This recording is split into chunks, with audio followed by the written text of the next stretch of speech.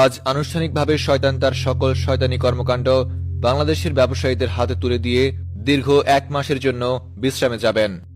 আগামী এই 1 মাস শয়তানের সকল শয়তানি কর্মকাণ্ডগুলো অব্যাহত থাকবে বাংলাদেশী সকল ব্যবসায়ী এবং আড়তদারদের মাধ্যমে।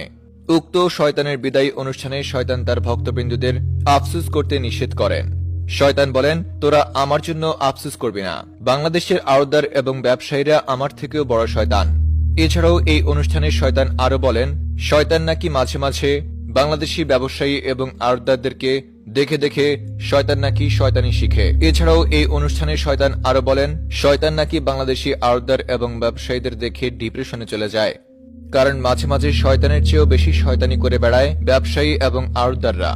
উক্ত শয়তানের বিদায়ী অনুষ্ঠানে ব্যবসায়ীরা শয়তানকে আশ্বস্ত করে বলে, আপনি যাওয়ার পরে অবশ্যই আপনার জায়গাটা আমরা সফলভাবেই পূরণ করব। তারা বলেন, ইতিমধ্যেই তারা তাদের শয়তানি কর্মকাণ্ড চালু করে দিয়েছে।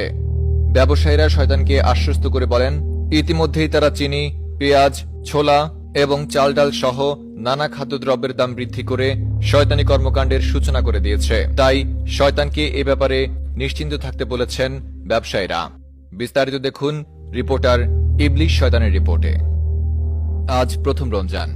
আজকে আল্লাহ রাব্বুল আলামিন শয়তানকে বন্দী করে ফেলবেন। কিন্তু শয়তানকে বন্দী করে ফেললে পুরো রমজান মাস শয়তানি করবে কে? সেই কথা বিবেচনা করে শয়তানের ভক্তবৃন্দ আজকের এই দিনে শয়তানের বিদায়ী অনুষ্ঠানের একটা আয়োজন করেন এবং শয়তানের এই বিদায়ী অনুষ্ঠানে শয়তানের পরিবর্তে কে শয়তানি করবে সে বিষয়ে একটা সিদ্ধান্ত গ্রহণ করা হয়েছে। অবশেষে জানা গেছে শয়তান তার সকল শয়তানি দায়িত্ব বাংলাদেশের ব্যবসায়ী এবং আড়তদারদের কাঁধে তুলে দিয়ে এই পুরো রমজান মাস বিশ্রামে চলে যাবে। তবে এই অনুষ্ঠানে শয়তানের বিদায় বেলায় শয়তানের কিছু ভক্ত শয়তানের জন্য কান্নাকাটি শুরু করে দেয় এবং শয়তানের জন্য আফসোস শুরু করে দেয়। সে সময় শয়তান তাদেরকে আফসোস করতে মানা করে এবং তাদেরকে বলে, তোমরা আফসোস করো না, আমার পরিবর্তে যাকে স্থলাভিষিক্ত শয়তান নিযুক্ত করা হয়েছে সে আমার থেকেও বড় শয়তান। সেই অনুষ্ঠানে শয়তান এটাও বলেছে যে শয়তান নাকি বাংলাদেশের ব্যবসায়ীদের কাছ থেকে অনেক সময় শয়তানি শিখে। তখন শয়তান এটাও বলেছে যে শয়তান নাকি মাঝে মাঝে বাংলাদেশের ব্যবসায়ী এবং আড়তদারদেরকে দেখে ডিপ্রেশনে চলে যায়, কেননা বাংলাদেশের ব্যবসায়ীরা এত এত শয়তানি করে যে তাদের দেখে শয়তান মাঝে মাঝে নিজের উপর কনফিউজ হয়ে যায় এবং কনফিউজ হয়ে নিজেকে নিজে জিজ্ঞেস করে, কি আসল ইবলিস? এদিকে শয়তানের বিদায়ী অনুষ্ঠানে শয়তানকে আশ্বস্ত করে ব্যবসায়ীরা বলে, শয়তান আপনি মন খারাপ করবেন না, আপনার স্থলাভিষিক্ত আমরা যার হাতে এই শয়তানি দায়িত্ব তুলে দিয়েছি তারা সঠিকভাবে আপনার দায়িত্ব পালন করবে। এমনও হতে পারে তারা কদিন পরে আপনার থেকে বেশি শয়তানি করে আপনার উপর টিক্কা দিয়ে বসবে।